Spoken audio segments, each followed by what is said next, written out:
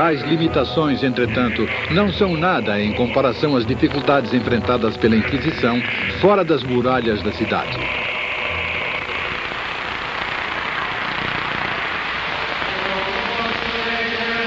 Na Espanha do século XVI, 4 em cada 5 habitantes viviam na zona rural. A Inquisição era dividida em 20 tribunais. Cada um deles precisava cobrir milhares de quilômetros quadrados. Além disso, cada tribunal não possuía mais do que 2 ou 3 inquisidores e alguns poucos funcionários administrativos. Pesquisas contemporâneas revelam que os inquisidores detestavam e frequentemente evitavam as incursões para a Espanha rural. No inverno, as estradas ficavam intransitáveis. Então, as visitas tinham que ser feitas no escaldante calor do verão.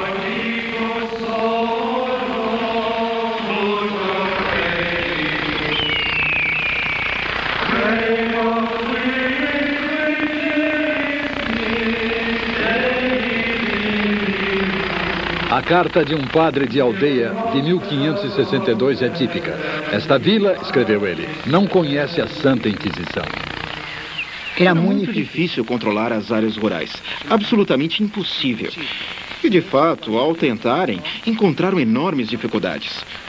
Podemos dizer que durante os séculos XVI e XVII, muitos camponeses castilhanos nunca viram um inquisidor e também nunca presenciaram um auto de fé. Os inquisidores que insistiam nas visitas às vilas distantes encontravam um nível de ignorância que zombava de seus estudos teológicos elaborados. A vida rural era precária, geralmente vivida sob a ameaça da fome. As crenças dos camponeses eram igualmente primitivas. Sua única certeza religiosa era que a morte os esperava, e depois da morte a condenação, e que sua punição seria implacável e eterna.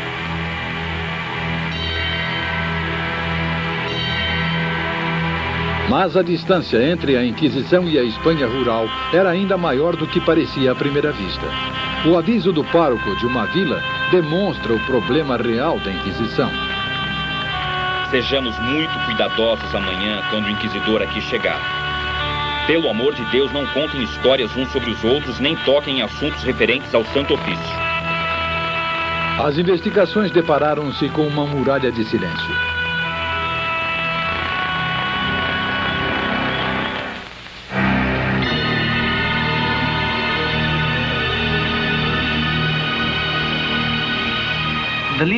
As partes menos aceitáveis do mito da Inquisição, eu suponho, são aquelas relacionadas à sua imagem, como sendo uma instituição onipotente, capaz de controlar o pensamento e a mente das pessoas.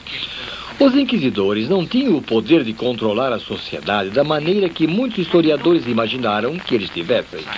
Eles não tinham poder, eles não tinham função. Eles não tinham as ferramentas para fazer o trabalho. E nós, deturpando a sua imagem, demos a eles as ferramentas que jamais existiram.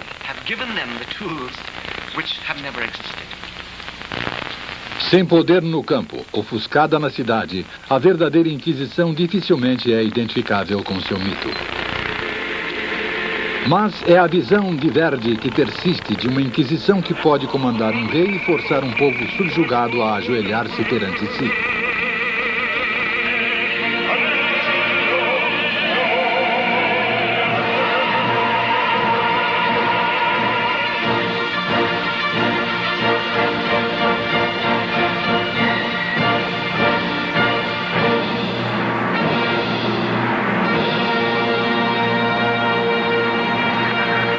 Em 1570, 2 anos antes da morte de Dom Carlos e com os exércitos espanhóis ocupando grande parte da Europa, os propagandistas obtiveram seu maior trunfo. Foi colocado em circulação um documento supostamente vindo da própria Inquisição, que hoje provou-se ser falso. Ele alegava que a Inquisição havia decidido exterminar populações inteiras por heresia. Isto provaria a mais terrível e duradoura acusação de todas, de que a Inquisição espanhola fez centenas de milhares, até mesmo milhões de vítimas. Uma alegação que era o oposto da verdade.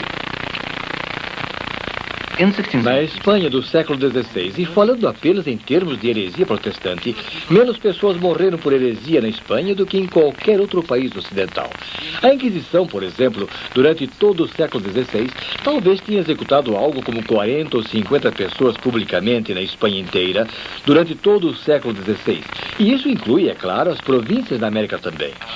Enquanto que, em um número limitado de anos, durante a regência da Rainha Mary e da Rainha Elizabeth, nós sabemos da execução de pelo menos 400 cidadãos ingleses nas mãos do que podemos chamar de Inquisição Inglesa, que eram as autoridades inglesas encarregadas de executar as pessoas de religiões opostas. E encontramos números parecidos em outros países. Nós encontramos os mesmos números na França, onde abertamente havia uma autoridade católica. Eles executaram cerca de 300 pessoas no decorrer de 5 ou 6 anos.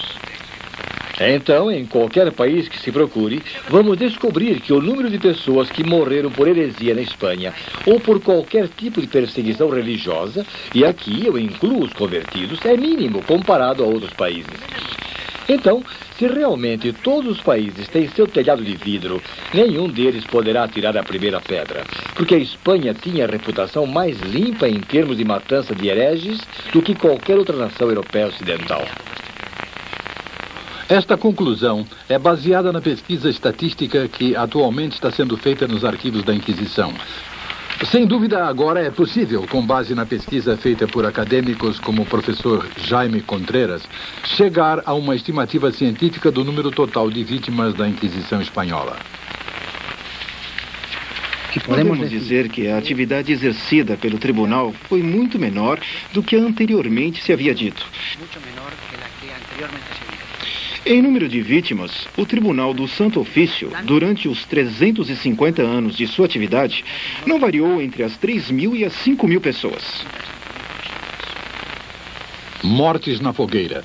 Uma imagem da crueldade associada para sempre com a Inquisição espanhola.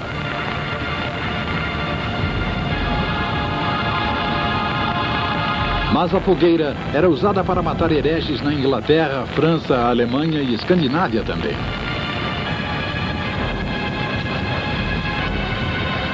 Durante todo o movimento do início da Europa moderna, a heresia foi perseguida e punida, mas a energia com que os outros países da Europa cuidavam da tarefa de queimar os hereges é uma história raramente contada.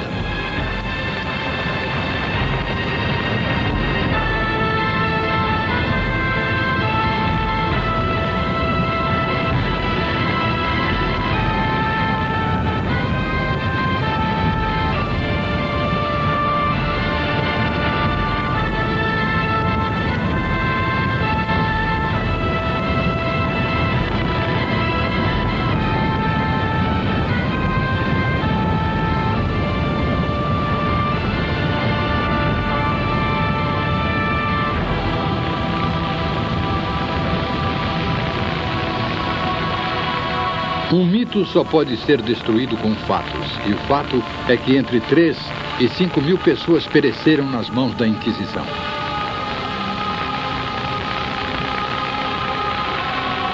Durante o mesmo período, cerca de 150.000 bruxas foram queimadas na fogueira no resto da Europa.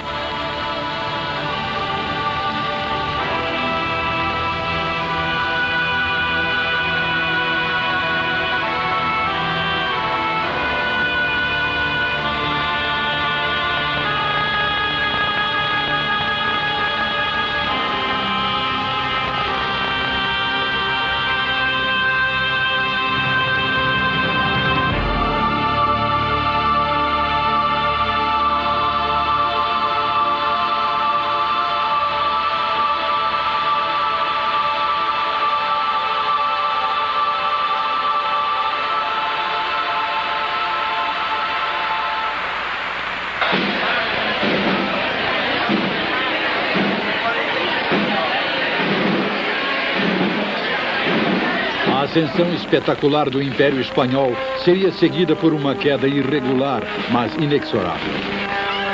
No século XVII, o fluxo de ouro e prata vindo das Américas, que havia fundado o Império, diminuiu consideravelmente. O Estado caía repetidamente na bancarrota e os territórios espanhóis na Europa foram conquistados um a um. Seus exércitos não mais marchavam insuperáveis por toda a Europa.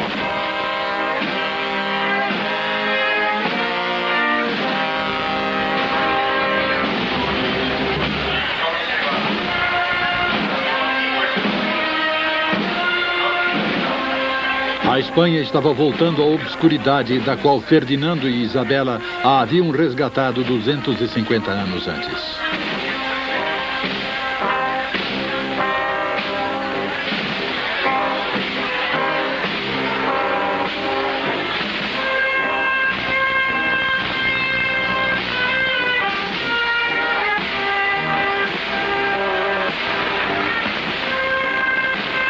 Desprezada mais uma vez, a Espanha foi novamente relegada ao segundo plano nos assuntos europeus. E no século XVIII, a Inquisição também estava enfraquecida, dedicando-se a heresias menores como embriaguez e imprecações na igreja. Sua carreira estava terminada, mas seu mito era indestrutível.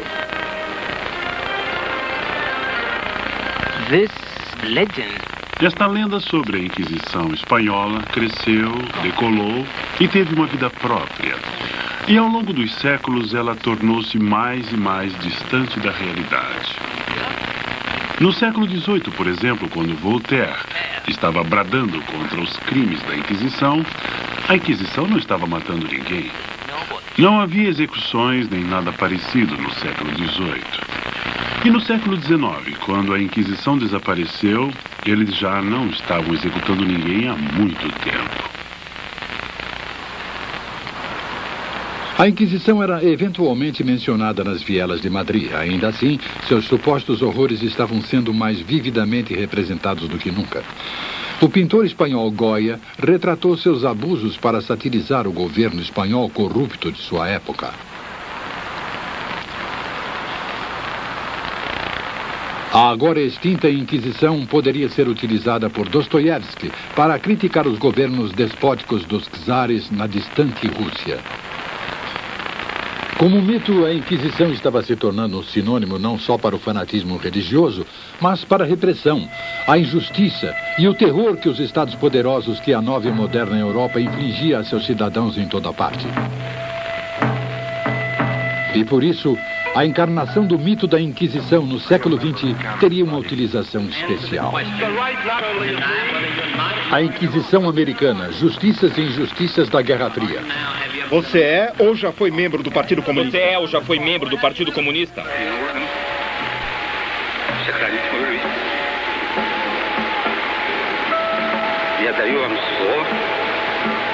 Você é ou já foi membro do Partido Comunista?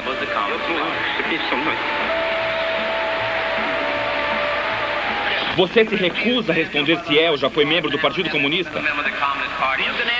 Você pode responder a pergunta, sim ou não? Camaradas, atenção!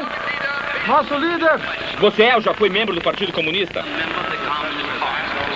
Não. Faça a próxima pergunta, faça a próxima pergunta. Não. Eu estaria, por acaso, falando com um membro dignitário da Inquisição Espanhola?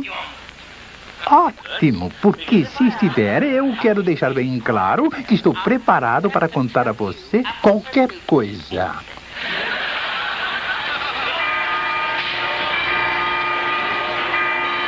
Estereótipos nacionais possuem funções muito complexas. Por um lado, simplificam a realidade, e a realidade é muito complexa para a mente humana. E todos nós gostamos de simplificações. Então, por um lado, elas são úteis neste sentido, apesar de deturparem a realidade. Por outro lado, elas permitem projetar nossas características desagradáveis em outros, em uma entidade externa. Como no século XVI, os britânicos podiam acreditar que toda a intolerância era espanhola, que era estrangeira, ou que nós podemos acreditar, no século XX, que todo o fascismo das tendências nazistas era alemão. Quando devíamos saber que todos nós temos tendências nazistas e deveríamos lutar contra as nossas próprias características desagradáveis em vez de projetá-las nos outros. Mas é muito mais gratificante projetá-las.